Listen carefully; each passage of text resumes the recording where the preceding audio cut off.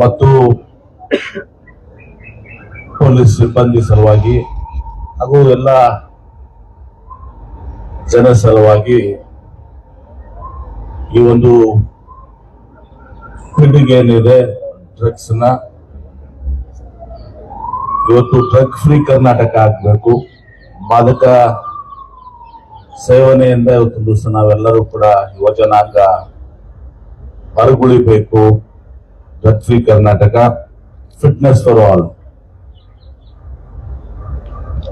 Fitness ಸಾಮಾನ್ಯವಾಗಿ ಎಲ್ಲರಿಗೂ ಕೂಡ ಅನ್ನೋದೇ, ವಿಶೇಷವಾಗಿ ಪೊಲೀಸ್ ಇಲಾಖೆಯಲ್ಲಿ ಅದು ಬಹಳ ದೊಡ್ಡ ಅವಶ್ಯಕತೆ ಇದೆ. ಸರಳವಾಗಿ ನಾವು ಹೇಳ್ತೀವಿ ಅವ್ರಿಗೆ, ಯಾಕಲ್ಲಪ್ಪ ಫಿಟ್ನೆಸ್ ಪೊಲೀಸ್ ಇಲಾಖೆಯಲ್ಲಿ ಫಿಟ್ನೆಸ್ ಸಹ ಕಾನ್ಸ್ಟೇಬಲ್ಸ್ ಇದು ಬಹಳ ಕಡಿಮೆ ಇದೆ, ಅದನ್ನ ಜಾಸ್ತಿ ಮಾಡಬೇಕು ಅಂತ ಹೇಳಿ. ಆದ್ರೆ ಇವತ್ತು ಅವರಿರುವಂತ ಪರಿಸ್ಥಿತಿಯಲ್ಲಿ ಇವತ್ತು ಹೋಲ್ ನೈಟ್ ಡ್ಯೂಟಿ ಮಾಡ್ತಾರೆ. 2 ಗಂಟೆ 4 ಗಂಟೆ ರೆಸ್ಟ್ ಸಿಗ್ತದೆ ಅಷ್ಟೇ. ಆ 4 ಗಂಟೆ ಇಟ್ಕೊಂಡು ಮತ್ತೆ ಅವ್ರಿಗೆ ಫಿಟ್ನೆಸ್ ಹೋದಾಗ rest is also very important. ಆ ರೆಸ್ಟ್ ನ ಇರದೆ ಅವ್ರಿಗೆ ನಾವು ಹೋಗಿ ಇದು ಫಿಟ್ನೆಸ್ ಮಾಡೋದಕ್ಕೆ ಅದಕ್ಕೆ ಒಂದು ಏನಾದ್ರೂ ಒಂದು ಸೂಕ್ತವಾದಂತ ಒಂದು ಟೈಮ್ ಶೆಡ್ಯೂಲ್ಸ್ ಅನ್ನ SP ಅವರಿಗೆ ವಿಶೇಷವಾಗಿ ನಮ್ಮ ಜಿಲ್ಲೆಯಲ್ಲಿ ಅವ್ರಿಗೆ ಪ್ರಾಪರ್ ರೆಸ್ಟ್ ಸಿಕ್ಬೇಕು, ಅದ್ರ ಜೊತೆಗೆ ಅವ್ರ ಫಿಟ್ನೆಸ್ಗೆ ಅವರಿಗೆ ಸಮಯನೂ ಸಿಕ್ಬೇಕು ಮತ್ತು ಅವರು ತಮ್ಮ ಕೆಲಸವನ್ನ ಕೂಡ ಇವತ್ತು ಹೊಸ ದಕ್ಷತೆಯನ್ನು ಮಾಡಬೇಕು. ಈ ರೀತಿಯಲ್ಲಿ ಆಗ್ಬೇಕಾಗಿದಂತದ್ದು ಬಹಳ ಅವಶ್ಯಕತೆ ಇದೆ. ಹೀಗಾಗಿ ವಿಜಯಪುರ ಜಿಲ್ಲೆಯಲ್ಲಿ ಇದು ಸಂತ ನಮ್ಮ ಸಿದ್ದೇಶ್ವರ ಮಹಾಸ್ವಾಮೀಜಿಯವರ ಜನ್ಮಭೂಮಿ, ಬಸವಣ್ಣನವರ ಜನ್ಮಭೂಮಿ ಇದು. ಇಲ್ಲಿ ಮಾದರಿಯಾಗಿ ನಾವು ಕೆಲಸ ಮಾಡಬೇಕಾಗಿದೆ. ಯಾವ ರೀತಿ ನೀವು ವೃಕ್ಷೋತ್ಥಾನವನ್ನು ಮಾಡಿದ್ರಿ, ಕೋಟಿ ವೃಕ್ಷ ಅಭಿಯಾನವನ್ನು ಮಾಡಿದ್ರಿ, ಈ ಅಭಿಯಾನ ಕೂಡ ವಿಜಯಪುರ ಜಿಲ್ಲೆ ಮುಂಚೂಣಿಯಲ್ಲಿದ್ದು ಇವತ್ತು ರಾಷ್ಟ್ರಕ್ಕೆ ಮಾದರಿ ಆಗುವ ರೀತಿಯಲ್ಲಿ ಡ್ರಗ್ ಫ್ರೀ ಕರ್ನಾಟಕದಲ್ಲಿ ವಿಜಯಪುರ ಜಿಲ್ಲೆ ಇವತ್ತು 100ಕ್ಕೆ 100ರಷ್ಟು ನಾವು ಡ್ರಗ್ ಫ್ರೀ ಆಗ್ತೀವಿ.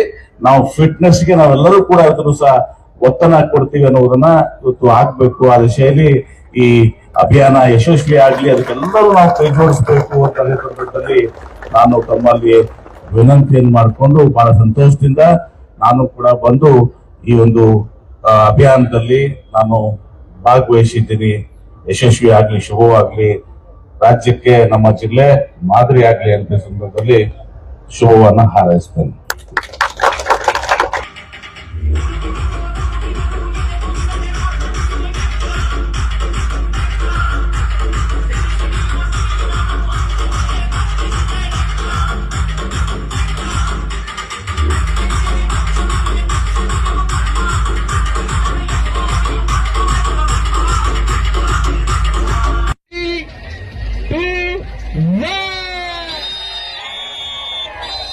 ಎಲ್ಲರಿಗೆ ಪ್ರಾರಂಭ ಆದಂತವರಿಗೆ ಎಲ್ಲರಿಗೂ ಧನ್ಯವಾದಗಳು ನೀಡ್ತಾ ಇದ್ದೇವೆ. ಈಗ ಪ್ರಾರಂಭ ಆಗಿದೆ. ಎಲ್ಲರೂ ತಮ್ಮ